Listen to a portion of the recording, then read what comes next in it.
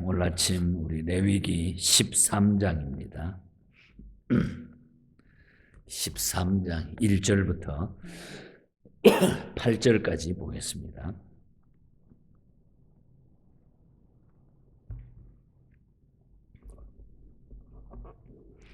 여호와께서 모세와 아론에게 말씀하여 이르시되 만일 사람이 그의 피부에 무엇이 돋거나 보루지가 나거나 색점이 생겨서 그의 피부에 나병 같은 것이 생기거든 그를 곧 제사장 아론에게나 그의 아들 중 한 제사장에게로 데리고 갈 것이요 제사장은 그 피부의 병을 진찰할지니 환부의 털이 휘어졌고 환부가 피부보다 우묵하여졌으면 이는 나병의 환부라.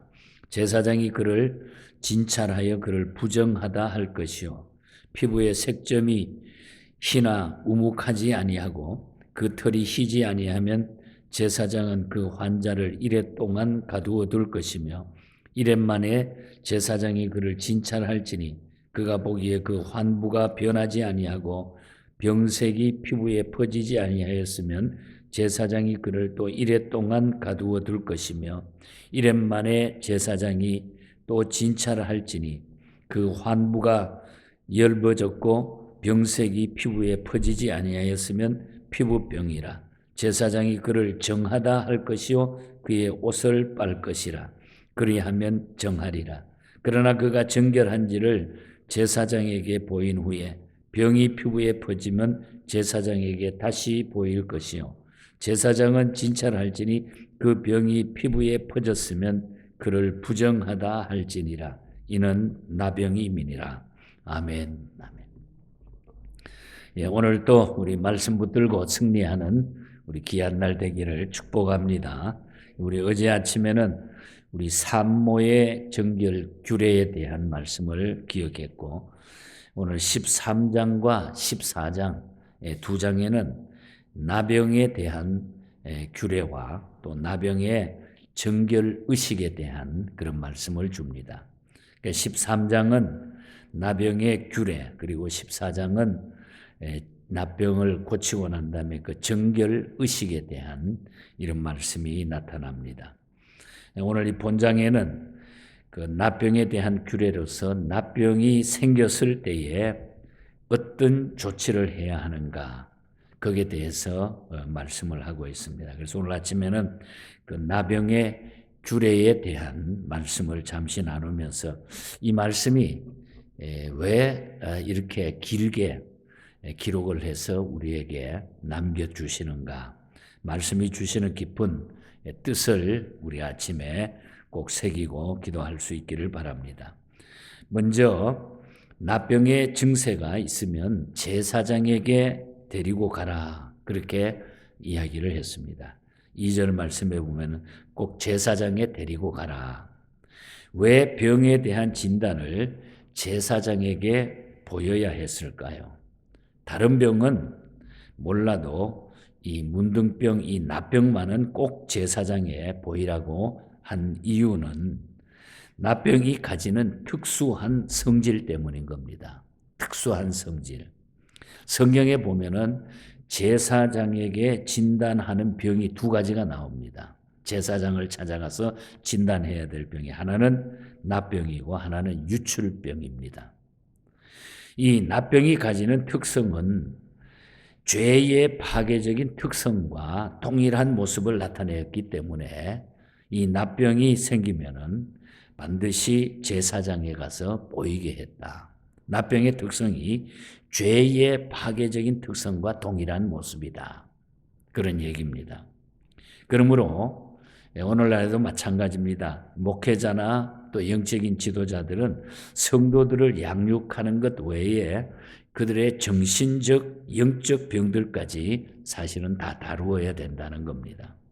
육체의 병은 신체만 파괴할지 모르지만은 죄로 인한 영적 병은 온 영과 육체를 모두 다 파괴하기 때문에 그러니까 우리는 하나님 앞에 영과 육이 강건해야 된다. 영과 육이. 그러기 위해서는 우리가 하나님 앞에 철저한 믿음의 삶이 참으로 중요한 것이죠. 죄와 거리를 두고 살아야 된다 하는 그런 말입니다.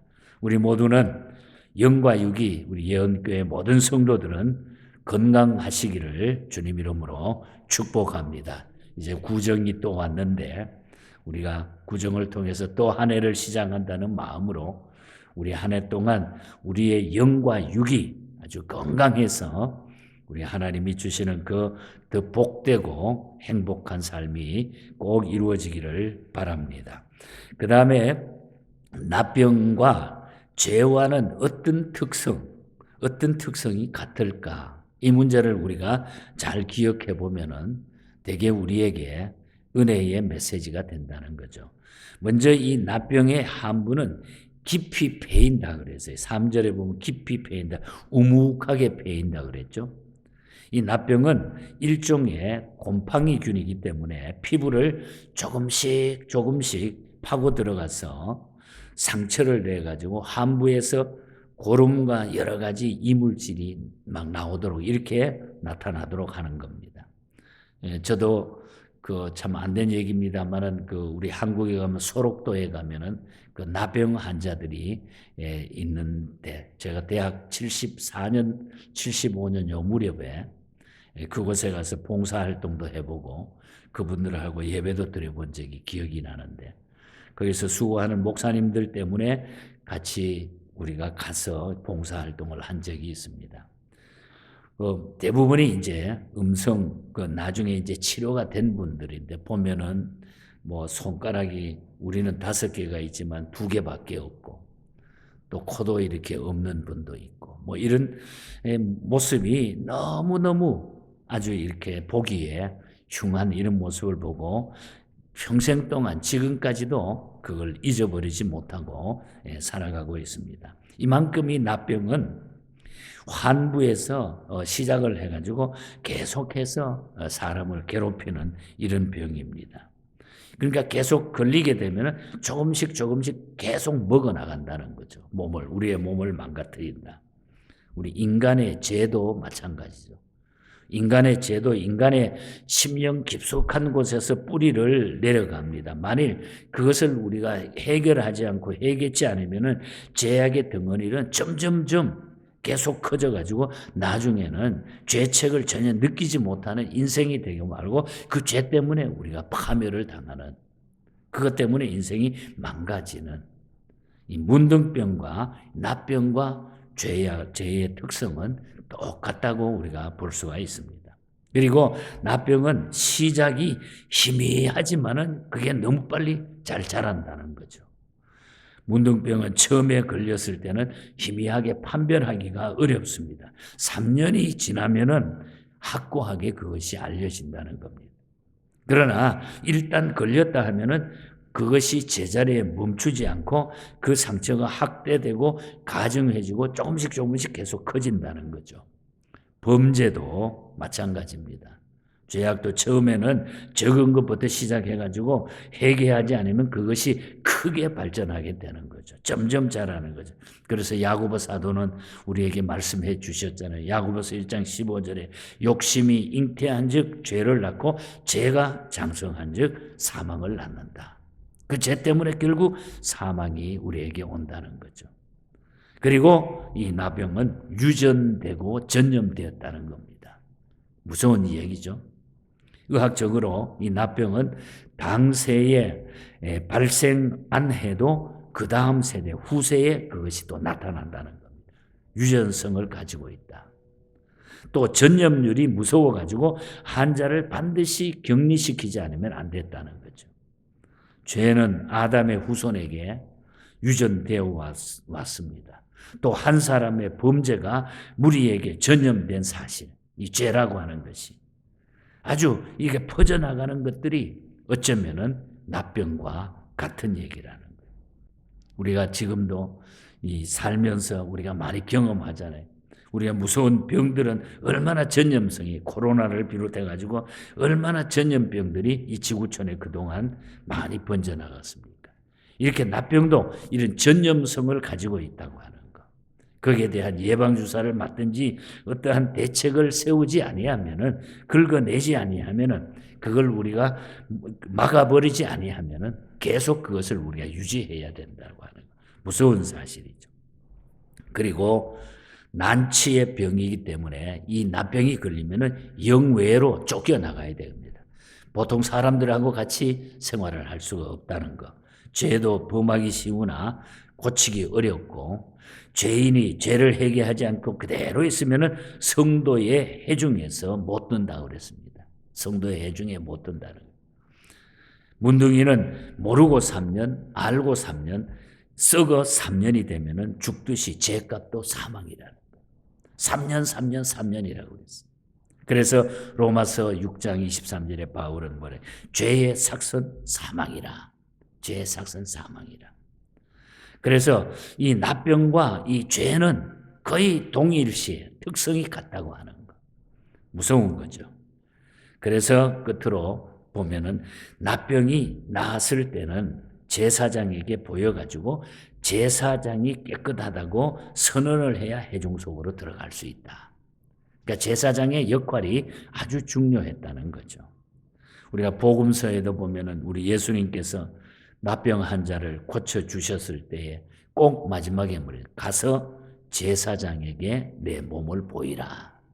제사장에 가서 내 몸을 보이라. 한 이유가 바로 거기에 있었다는 거죠.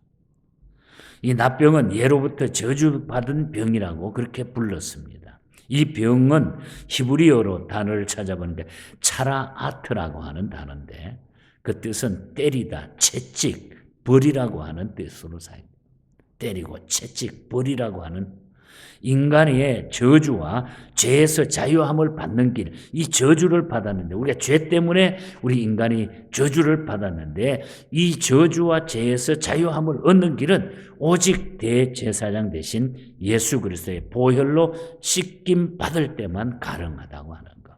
그래서 오늘의 말씀에 우리 결론을 같이 만들어 보면 이 세상에 죄악 같은 이 납병 같은 죄악이 승행하는데 이 문제를 해결할 수 있는 것, 인생의 이 모든 좌절된 이 문제를 해결받을 수 있는 것은 예수님밖에 없다는 거죠. 예수 그리스도밖에 없다고 하는 것.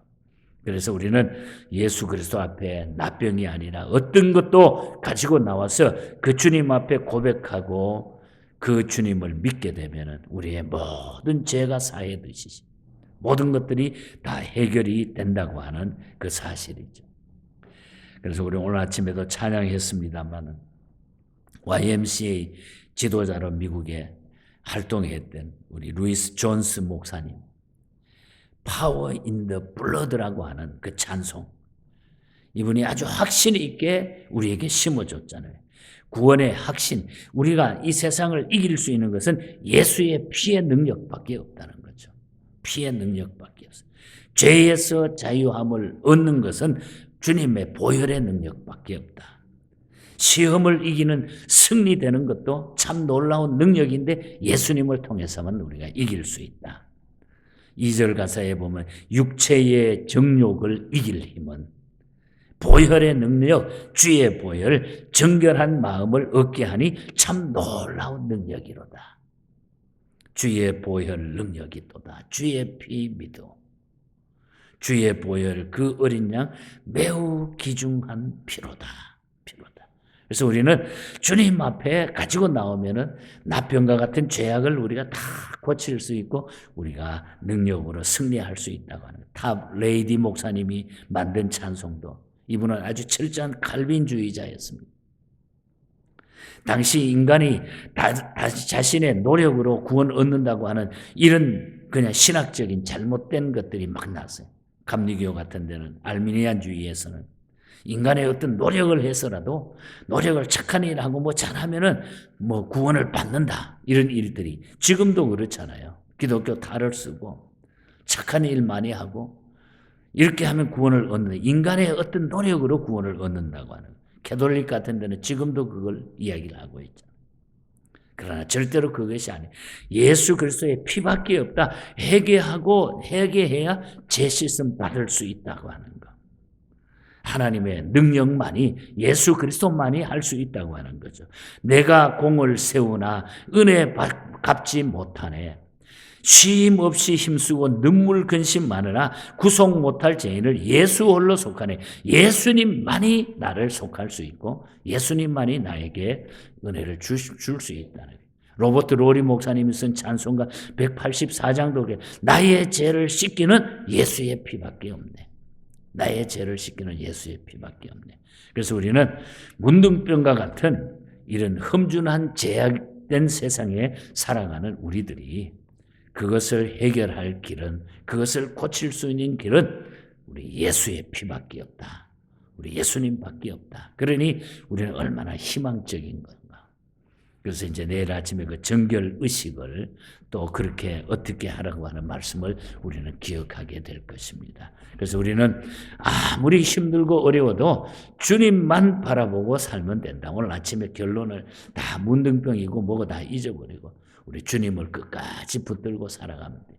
주님 앞에 모든 인생의 해결책이 다 거기에 있고 특별히 가장 우리의 고민거리, 우리를 넘어뜨리려고 하는 죄악된 삶, 이것이 주님의 손에 달려있다. 이 보혈의 능력으로 우리 끝까지 승리하는 우리 모두가 되기를 축복합니다.